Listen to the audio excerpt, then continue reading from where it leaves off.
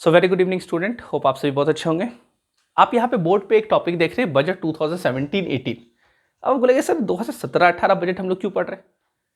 दरअसल बात क्या है कि वर्तमान बजट जो आप पढ़ते हैं और भविष्य में नेक्स्ट फाइनेंशियल ईयर में बजट पढ़िएगा। जब बजट आप हर फाइनेंशियल ईयर के लिए क्या होता है, बजट पेश होता है। तो हर साल जो बजट पेश होता है तो उसमें आप जो भी चीज़ पढ़िए कुछ बदलाव किया गया, और वो बदलाव किया गया था 2017-18 के बजट। इस बजट से वो बदलाव आपको देखने को मिल रहा है। अभी मैं आपको बताऊंगा क्या क्या बदलाव, तो आपको ये समझ में आ जाएगा।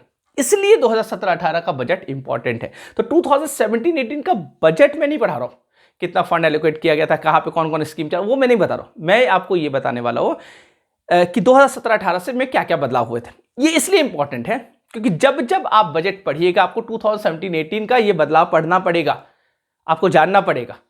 एग्जाम में पूछ सकता है, इंटरव्यू में पूछ सकता है कि ये जो बदलाव आप देख रहे हैं कब से हुआ या इस समय क्या क्या बदलाव हुए। इसलिए ये 2017-18 में जो चेंजेस हुए वो आपको पढ़ना है।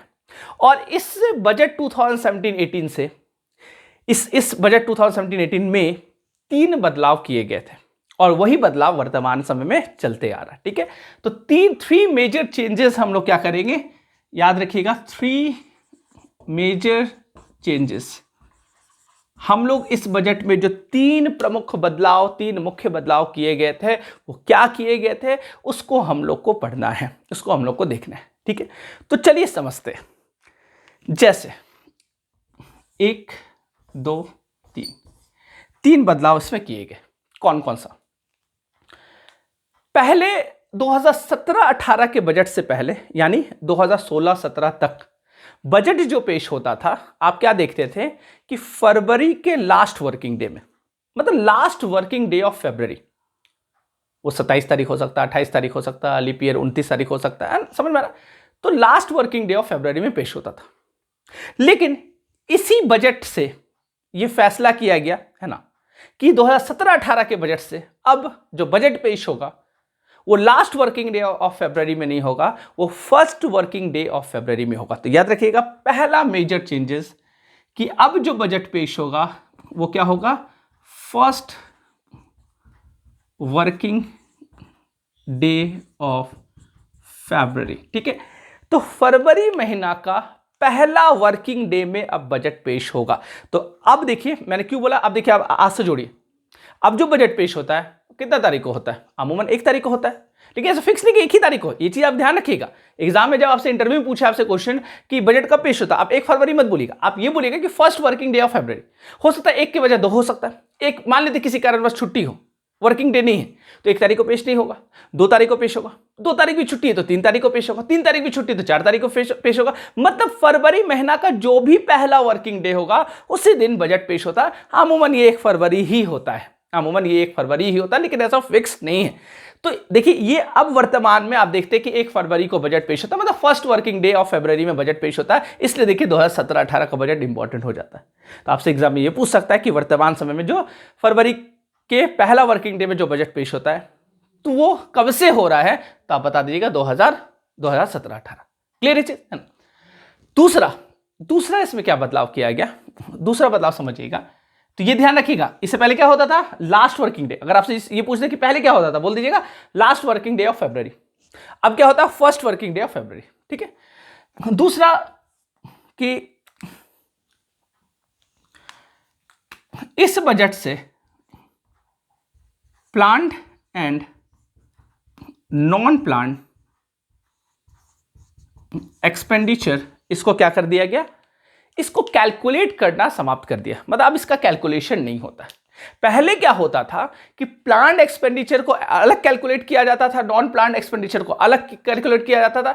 इस बजट से इस दोनों का कैलकुलेशन अब समाप्त कर दिया गया। ठीक है, क्या होता है ये प्लान और नॉन प्लान्ड एक्सपेंडिचर, मैं शॉर्ट में आपको थोड़ा समझा दूं।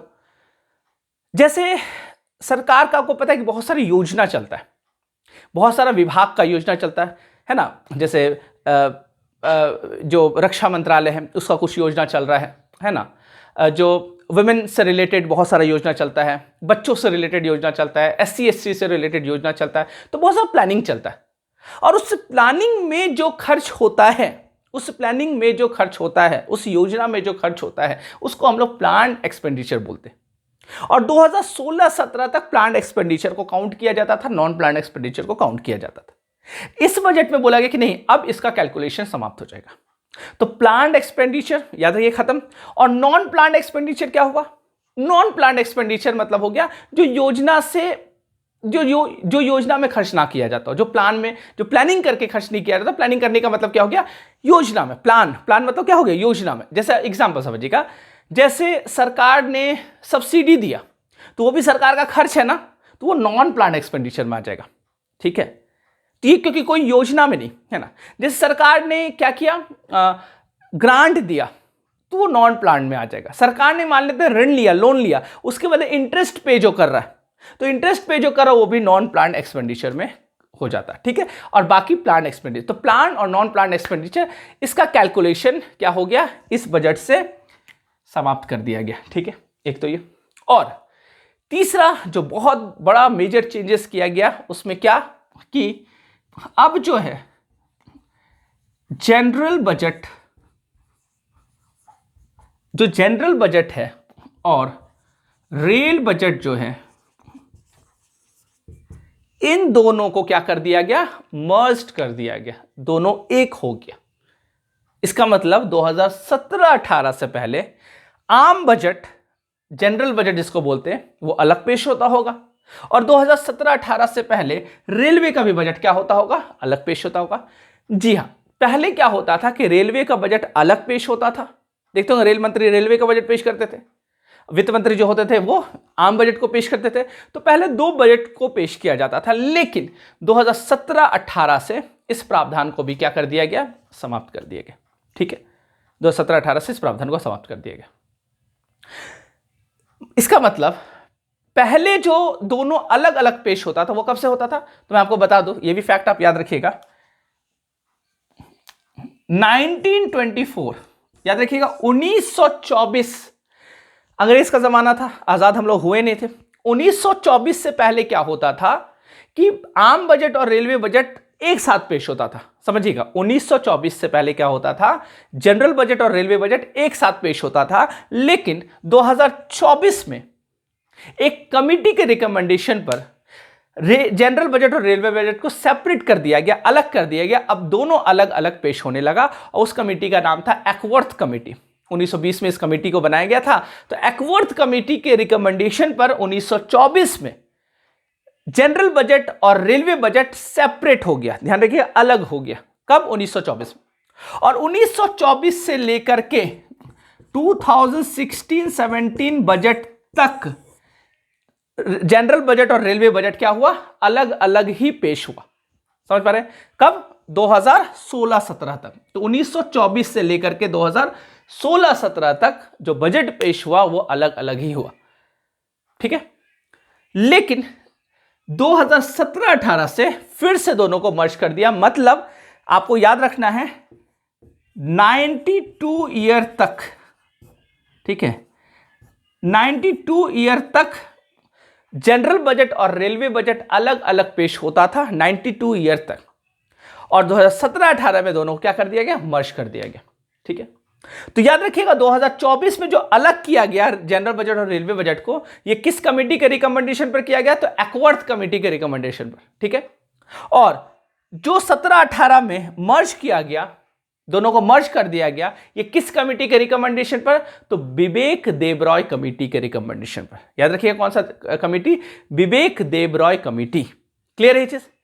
तो ये था 2017-18 का 3 मेजर चेंजेस। तो मेरे ख्याल से ये आपको क्लियर हो गया होगा, है ना।